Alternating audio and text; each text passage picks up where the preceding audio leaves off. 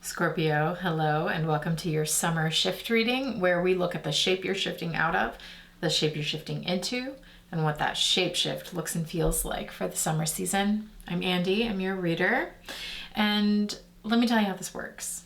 This reading is meant to carry you through the entire summer season. So you watch it when it first drops at the summer solstice, the beginning of the season, to see what this season might bring your way. And then after you've lived about halfway through the season, let's say you set a reminder for like the first week in August, you can look back and bring a little bit of lived experience to this reading, and it'll probably sound really different. And then you'll watch it one final time at the end of the season to get the full hindsight scope of how you have shifted from the beginning of the season until now. Okay. If you're into that kind of shift investigation, we do it together in a community that uses tarot and astrology to investigate these shifts over the course of the season together. It's called the Shifting Space, and the link to explore that is in the description box below. You'll get access to all of the readings for all 12 zodiac signs so that we can all move through them together and investigate these shifts over the summer.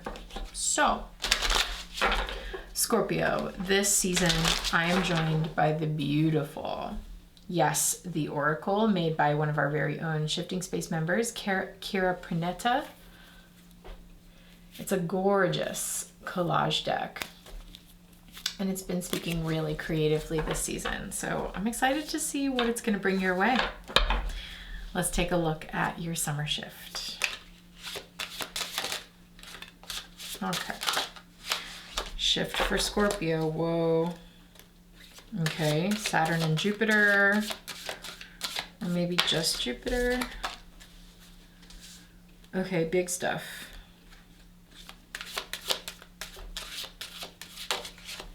Okay.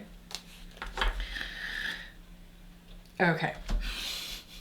Scorpio, what in the world? This is really similar to the Virgo reading. Let's look at this together. So it's kind of like Jupiter is trying to get your attention here, maybe also Saturn and Jupiter. But you can see this first card with Jupiter front and center making a really big statement here.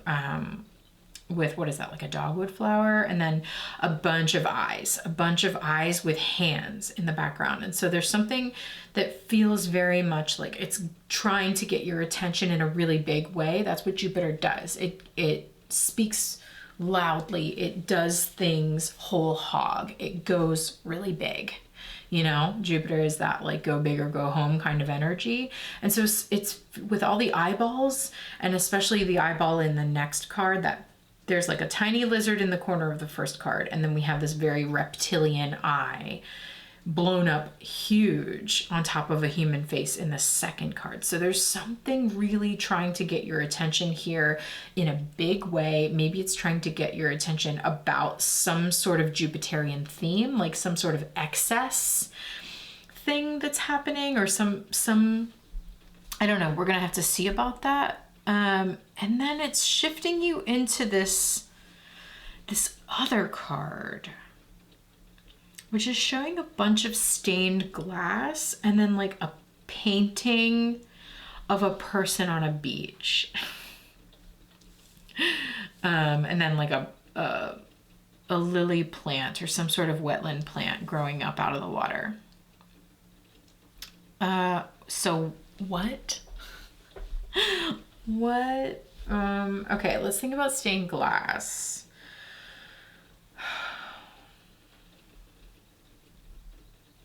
Well, I guess a stained glass window sort of obscures something, or it puts a particular tint on the way you look at something. And this is already like screaming of the Virgo reading. So this is I'm probably going to tell you to go watch the Virgo reading, because they got this same card, and that reading was so much about like, there's something you need to see, but you'll see it over the course of the Venus retrograde in Leo this summer. So it has to kind of work its way out to totally reveal itself to you. But there's a similar energy here for you, Scorpio, that there's something you need to see in a really big way, Jupiter.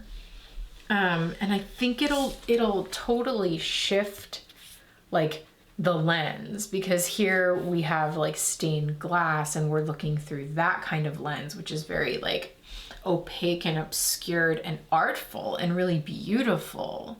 But then we shift into like a painting of a thing, like capturing a moment. Yeah, I don't totally know where this is going, honestly. We're really gonna have to do some investigating here in order to get into this. But what it does look like to me is a stark shift in viewpoint, you know, because it almost looks like the stained glass window like opened or like moved aside, like if this whole thing was stained glass and then you just like, you know, crack open the window and you get a completely different view. And it feels shocking, you know, it feels like, oh my God, how did I not see that? Or like, whoa, I didn't see that before. Okay, that's really big. You know, like that is something that I definitely needed to see. And it could be something really positive, you know, like I don't know, I kind of feel myself, and maybe you are having the same response of like feeling a little scared of like, oh shoot, there's something that I don't see that I need to see. And then I'm like surprised. That sounds scary potentially. And like maybe, but like Jupiter can bring really, really good luck, you know, not always, but sometimes it brings really, really beautiful things and really, really good things. And with the stained glass here, it might be like a higher, really sort of philosophical or spiritual understanding or viewpoint that is shifting for you. Maybe even moving some of that like religious or spiritual lens aside in order to get a different view out the window.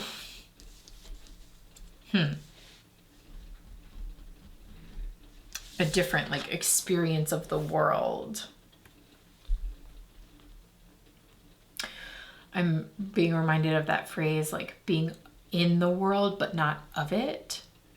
It's sort of like the difference. It's almost like the shift is away from that perspective and being more towards like, no, actually like be of the world.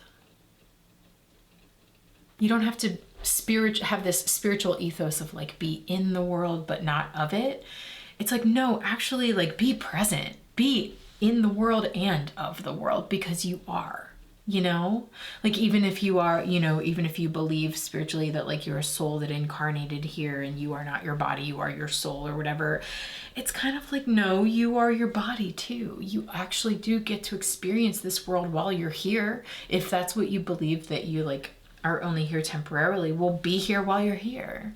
I don't know. There's something, especially with Jupiter ruling like belief systems and philosophies, and yes, religion and spirituality as well. There's something to be seen there, maybe about a shift in your spiritual ethos or your spiritual lens, shifting into a more like experiential, practical, allowing yourself to partake in the world type experience. So you don't have to be so detached.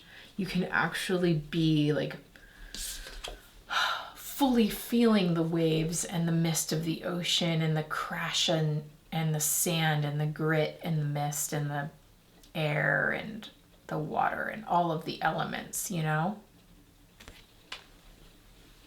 And maybe there's this thing of like, you think you're already doing that, but then the Venus retrograde really shows you some sort of very big glaring thing that you needed to see about how like you're still sort of operating from behind stained glass. And this will help you like crack the window and see something really differently. Ooh, Scorpio. We gotta get into this. This is going somewhere really cool. Okay, before I leave you on this part of the reading, let's get you a notes to self. A note to self for Scorpio. Dang. Virgo got this as well. So hello, go watch the Virgo reading. Definitely. Sanctity. Again, it speaks to a spiritual place. Sanctity, sanctuary. That space of safety inside of yourself. And I feel like I give this reading for Scorpio, and have been for a long time, intermittently, of like, and like last season 2, I think it was called Understory, and it was talking about like this beautiful mossy forest, like safe space that you create inside yourself that you can kind of retreat into and hide away in. It's like you go into the understory where you can't be seen, but there's like so much richness, spiritual richness happening for you under there, that it's almost like you don't want to come up and join the regular world, or like, but there's something here about like keeping your sanctity, but maybe your sanctity is changing. Like, are you only finding sanctity behind the monastery walls? You know? Like, what happens when you open the window and you see the outside world for the first time? This is like giving me images of like monastery or nuns or people that have like cloistered, for spiritual, philosophical reasons for many years, living behind this religious, almost stained glass lens, and then suddenly you open that and you want to go out into the world and change where you find sanctuary. Like, can you find sanctuary now outside of the stained glass walls? Cool. Okay, we're gonna see where this reading is heading. I've got the Weesey deck here. It's a game of pictures. So we're going to use more imagery and clarify this and see if we can really get into it. If you would like to join me for that full reading, again, you can investigate this with us in the shifting space. Just click the link in the description box below. Okay, Scorpio.